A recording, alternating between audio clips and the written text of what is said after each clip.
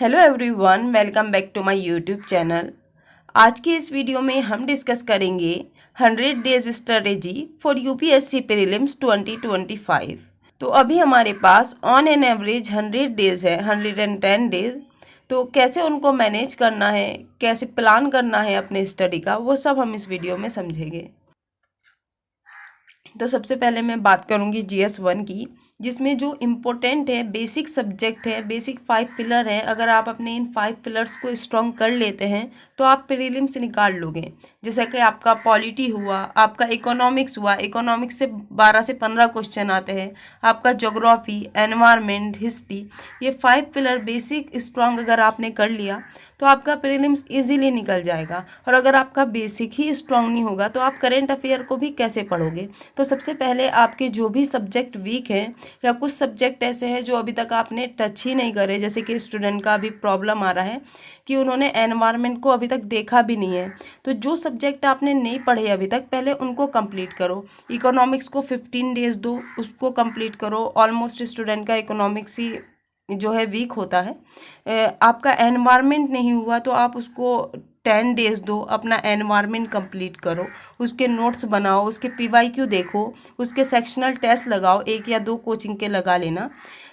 अगर आपका geography week है तो ज्योग्राफी को टाइम दो। 15 डेज आप पॉलिटी को देकर उसको स्ट्रॉन्ग कर सकते हो। तो ये बेसिक 5 पिलर है। सबसे पहले आप अपना बेसिक स्ट्रॉन्ग करो। तो अभी हमारे पास जो है 110 डेज है, 110 डेज भी नहीं, 109 डेज है। तो इनमें आप जो ये हमारा फेब का मंथ है, फरवरी का, इसमें आप अपना जो सब्जेक्ट आपका वीक है या जो सब्जेक्ट आपने अभी तक किया ही नहीं, सबसे पहले उसको अपना स्ट्रॉन्ग बनाओ। उस सब्जेक्ट की NCERT पढ़ो, उस सब्जेक्ट की स्टैंडर्ड बुक पढ़ो, उस सब्जेक्ट के PYQ देखो और एक सेक्शनल टेस्ट लगा लो। इसी के साथ आपको करंट अफेयर तो करते ही रहना है डेली। इसी के साथ जैसे कि मैं आपको बताती आई हूँ हमेशा से कि 20 डेज हर सब्जेक्ट को दो।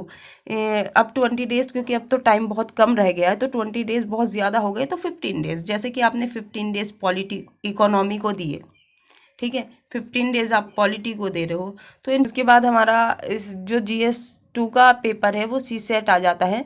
CSET को भी इग्नोर नहीं करना। कुछ स्टूडेंट पूरा साल जो है GS पढ़ते हैं, उनको इतना कॉन्फिडेंस होता है कि CSET तो हम कर ही ले जाएंगे। लास्ट के 2 वीक या 1 वीक CSET पढ़ते हैं और फिर वो CSET में ही रह जाते हैं। तो CSET पे भी अच्छे से ध्यान देना है। डेली 2 आवर्स आप नाइट में कोई भी स्लॉट आप CSET के लिए रख लो। डेली 2 आवर्स आप मैथ कर लो, 3 डेज मैथ कर लो, 2 डेज रीजनिंग कर लो, 2 डेज कॉम्प्रिहेंसिव कर लो। तो डेली 2 आवर्स आप CSET को भी दो। अब जैसे मैंने आपको बताया कि हमारे पास 110 डेज हैं प्रीलिम्स में, 5 पिलर ही स्ट्रॉन्ग करने हैं, 15 डेज पर सब्जेक्ट को देना है, उसी के सब्जेक्ट के PYQ करने हैं, उसी का करंट अफेयर करना है।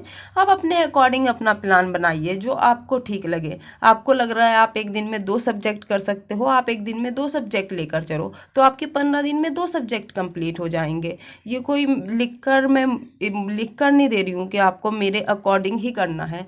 प्लान आपका खुद का ही होना चाहिए। जब तक आपके लिए कंफर्टेबल आप उस प्लान में नहीं होंगे, आप उसको कंप्लीट नहीं कर पाओगे।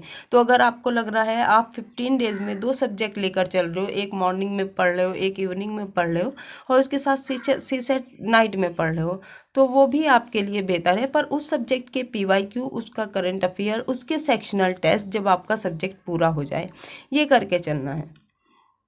अब हम देख लेते हैं कि फेब में आपको कैसे करना है। तो फरवरी में अभी हमारे पास जो है 24 भी नहीं, 23 डेज आज से रह गए हैं। तो आप यहाँ पर अपना जो वीक सब्जेक्ट है, जो आपने अभी तक किया ही नहीं है, या जो सबसे टफ सब्जेक्ट आपको लगता है, आप उसको स्ट्रॉन्ग करो। इन 23 या 24 दिन में आप अपने ऐसे सब्जेक्ट को स्ट्रॉन्ग कर लो जो आपको या तो सबसे टफ लगता है या आपका वो वीक सब्जेक्ट है या जिसको आपने अभी तक टच ही नहीं करा।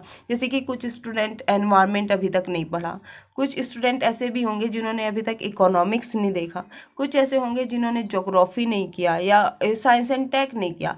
तो जो भी सब्जेक्ट आपका वीक है या जिसको आपने अभी तक नहीं पढ़ा, उसके नोट्स आप फरवरी में कंप्लीट कर सकते हो। इसके साथ सी सेट में आपको मैथमेटिक्स लेकर चलना है, और अगर आपका मैथ स्ट्रांग है तो आप कॉम्प्रिहेंसिव कर सकते हो, अपने अकॉर्डिंग अपने प्लान को चेंज कर सकते हो। ये और डेली प्लान बनाना भी आपके लिए ज़रूरी है, जैसे एक दिन पहले नेक्स्ट डे का प्लान बना कर रखो, ये भी आपके लिए बहुत बेनिफिशियल रहेगा। यहाँ पे जैसे कि एनवायरनमेंट है, एक बार मैं बता भी चुकी हूँ, फिर से बता रही हूँ, 10 डेज में एनवायरनमेंट को कंप्लीट कर लो, इजीली हो जाएगा। 10 डेज एनवायरनमेंट के लिए इनफ है। तो क्योंकि आप एक साल से प्रिपरेशन कर रहे हो, ऐसा नहीं है कि आपको चीज़ों का बिल्कुल ही ना पता हो, आप टच में हो, सब्जेक्ट के टच में हो, आप करेंट अफेयर के टच में हो, तो 10 डेज में आप इजीली कर ले जाओगे। एनवायरनमेंट भी कर लोगे, एनवायरनमेंट का बेसिक भी कर लोगे, उसके PYQ भी लगा लोगे, उसका करेंट अफेयर भी कर लोगे, और एक दो कोचिंग के ऐसे ही फ्री सेक्शनल टेस्ट उठा के लगा लेना। उसके बाद आप इकोनॉमिक्स या जो भी आपका वीक सब्जेक्ट हो वो आप फेब में कंप्लीट करो। कुछ स्टूडेंट है, उनका प्रॉब्लम आ रहा है कि मैम हमने तो सीसेट किया ही नहीं, तो अब एक्सक्यूज़ का टाइम नहीं है। आप यूट्यूब से कोई भी मैथ सीसेट का वीडियो, कितने कोचिंग ने फ्री प्रोवाइड किए हुए हैं सीसेट के, कंप्लीट सीसेट पढ़ा रहे हैं वो, तो आप मैथमेटिक्स की क्लासेस लो, खुद के नोट्स बनाओ, कोई भी मैथ की बुक उठाओ, सीसेट के PYQ लगा लो, डेली मॉक दो सीसेट के, ऐसे ही प्रिपरेशन होती है। एक्सक्यूज़ दोगे तो आपका कभी ऐसे आप कभी सीसेट को टच ही नहीं करोगे, एग्ज़ाम आ जाएगा, आप फिर पढ़ोगे नहीं। तो सीसेट भी बहुत इंपॉर्टेंट है। नेक्स्ट फिर हमारे पास मार्च है। मार्च में 31 डेज़ है। मैं मानती हूँ कि फेब में आपने जो भी आपका वीक सब्जेक्ट था या ऐसा सब्जेक्ट जो आपने अभी तक नहीं पढ़ा था, वो आपने फरवरी में कंप्लीट कर लिया होगा। फरवरी में आपने उसके नोट्स भी बना लिए होंगे, और जो सब्जेक्ट आपने अभी तक नहीं पढ़े थे वो भी आपने स्ट्रॉन्ग कर लिए होंगे। तो मार्च में आप अपना अकॉर्डिंग टू सब्जेक्ट चलोगे, जैसे कि 15 डेज़ पॉलिटी को दोगे, और पॉलिटी का आप रिविज़न करोगे, उसके PYQ लगाओगे, सेक्शनल मॉक, करेंट अफेयर। उसके बाद आप साइंस एंड टेक को भी 7 डेज़ में कंप्लीट करोगे। नेक्स्ट हमारे पास है हिस्ट्री। हिस्ट्री के लिए मैंने 30 डेज़ रखे हैं। हिस्ट्री अपने आप में बहुत बड़ा सब्जेक्ट है, तो हिस्ट्री को आप मार्च अप्रैल में कवर कर सकते हो अच्छे से, एक सब्जेक्ट के साथ लगाकर। जैसे कि आप 15 डेज़ में अपना पॉलिटी कर रहे हो तो उसके साथ हिस्ट्री रखो, आप इकोनॉमिक्स कर रहे हो उसके साथ हिस्ट्री रखो, आप साइंस एंड टेक आगे 7 डेज़ में कर रहे हो उसके साथ हिस्ट्री करते रहो। डेली 20 to 30 मिनट्स फैक्ट्स के लिए भी रख सकते हो, जैसे कि आपके नेशनल पार्क्स हुए, आपकी रिवर्स हो गई, पॉलिटी के आर्टिकल हो गए, अमेंडमेंट्स हो गए। तो इन सबको भी आपको डेली रिवाइज करना पड़ेगा। जो भी भूलने वाली चीज़ें हैं उनको A4 साइज़ की शीट पर उनको लिखो, और डेली मॉर्निंग में उनको पढ़ते रहो। प्लेसेस न्यूज़ में रहे उनको डेली देखो मैप में। नेक्स्ट हमारा अप्रैल आ जाता है, तो अप्रैल में आपको subject wise revision, sectional test, और यहाँ पे आप एक दो फुल लेंथ टेस्ट भी देकर देख लेते हो, क्योंकि ऑलमोस्ट आपके सब्जेक्ट कंप्लीट हो ही जाएंगे, और नहीं भी हुए तो भी मॉक से आपको पता चलता रहेगा कि आपने कहाँ पर गलती कर रहे हो, वो क्या सब्जेक्ट है जिसमें आपको सबसे ज़्यादा प्रॉब्लम आ रहा है। और कुछ शेड्यूल के लिए ऐसे तो मैंने पर्टिकुलर नहीं बताया है, क्योंकि किसी का भी अपना ही प्लान होता है। मैं आपको बता के रख दूँ कि आपको 12 घंटे पढ़ना है, 14 घंटे पढ़ना है, आपका प्लान ही कंप्लीट नहीं हो रहा, या मैं आपको अपने अकॉर्डिंग बता दूं कि आप आज पॉलिटी ही पढ़ना, आपको पॉलिटी ही पढ़ना है, और आपका पॉलिटी स्ट्रांग है, आपका एनवायरनमेंट स्ट्रांग नहीं है, तो वहाँ पे भी दिक्कत आ सकती है।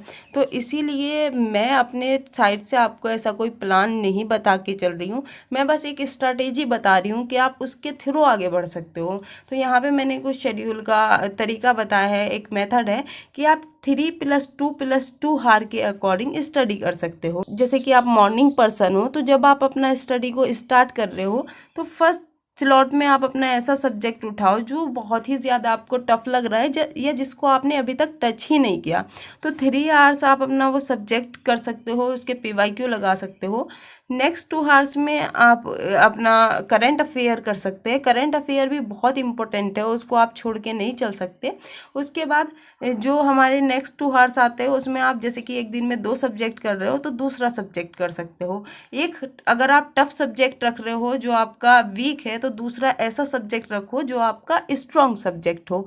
इस तरह आपका जो डे है वो आप पे बर्डन भी नहीं पड़ेगा और आप इजीली प्रिपरेशन करते रहोगे। फॉर एग्जांपल आपका इकोनॉमिक्स वीक है, पॉलिटी स्ट्रॉन्ग है, तो आप मॉर्निंग में इकोनॉमिक्स उठा लो, इवनिंग में पॉलिटी कर लो। इस तरह आपके सब्जेक्ट नेक्स्ट लास्ट 2 आवर्स में आप सी सेट कर सकते हो। सी सेट में आप मैथ कर लो, रीजन कॉम्प्रिहेंसिव कर लो।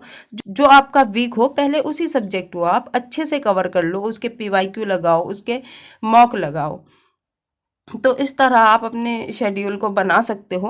एक दिन पहले ही आप अपने शेड्यूल को बना के रखो। आपको पता होना चाहिए कि नेक्स्ट डे आपको कौन कौन से सब्जेक्ट पढ़ने हैं। मॉर्निंग के 3 आवर्स में आप क्या पढ़ रहे हो, उसके 2 आवर्स में आप करंट अफेयर कहाँ से पढ़ रहे हो, आपको आपके रिसोर्सेज पता होना चाहिए।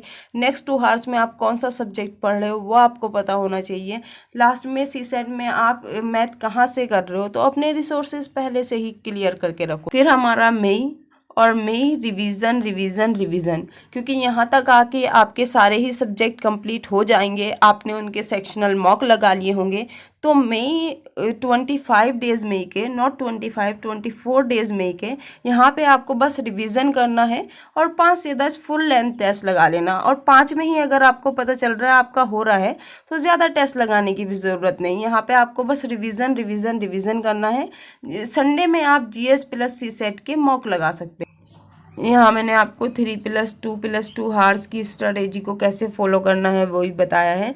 ज़रूरी नहीं है आप एक सब्जेक्ट को लेके कंप्लीट 3 हार्स ही बैठो। आप 60 मिनट का टाइमर लगाओ, उस टाइम पे अपना मोबाइल फ्लाइट मोड पे डालो। इससे आप अच्छे से सब्जेक्ट को कवर कर सकते हो और माइंड भी इधर उधर डाइवर्ट नहीं होगा। उसके बाद आप 10 to 5 मिनट का ब्रेक ले सकते हो या 10 to 15 मिनट्स का ब्रेक ले सकते हो। और उसके बाद फिर से आप अपना 2 हार्स का टाइमर लगा के करंट अफेयर कर सकते हो। फिर आप ब्रेक लो 30 मिनट्स का या कैसे भी अपने अकॉर्डिंग। उसके बाद आप 2 हार्स का टाइमर लगाकर अपना दूसरा सब्जेक्ट कर सकते हो। फिर आप ब्रेक ले लो, उसके बाद आप फिर से 2 हार्स का टाइमर लगाओ और अपना सी सेट कर सकते हो। इस स्ट्रेटेजी से आप लोग इफेक्टिव लर्निंग भी कर पाएंगे और अगर टाइमर लगाकर पढ़ेंगे तो वहाँ पर डिस्टर्बेंस भी बहुत कम होता है। आपको उस टाइम पे स्टडी ही करनी होती है। स्ट्रैटेजी तो आपको कोई भी बता देगा, प्लान कोई भी बता देगा, पढ़ना आपको ही है। हर सब्जेक्ट को लेके चलना है, अपने अकॉर्डिंग अपना टाइम टेबल बनाना है। जिस सब्जेक्ट में आप ज़्यादा कंफर्टेबल हो उसको आप कम टाइम दो, जो सब्जेक्ट आपने कभी नहीं किया उसको आप ज़्यादा टाइम दो। अपने अकॉर्डिंग अपना प्लान बनाओ, एक दिन पहले अपना प्लान बनाओ नेक्स्ट डे के लिए। डेली 8 हार्स पढ़ना ज़रूरी है। रिवीजन रिवीजन रिवीजन, ऐसा नहीं है बस पढ़े जा रहे हैं, रिवीजन भी करो, उसके टेस्ट भी लगाओ, तभी आपको पता चलेगा आप कितना सही डायरेक्शन में जा रहे हो। That's all for today. If you like this video, so please do like, share, subscribe my channel. Thanks for watching.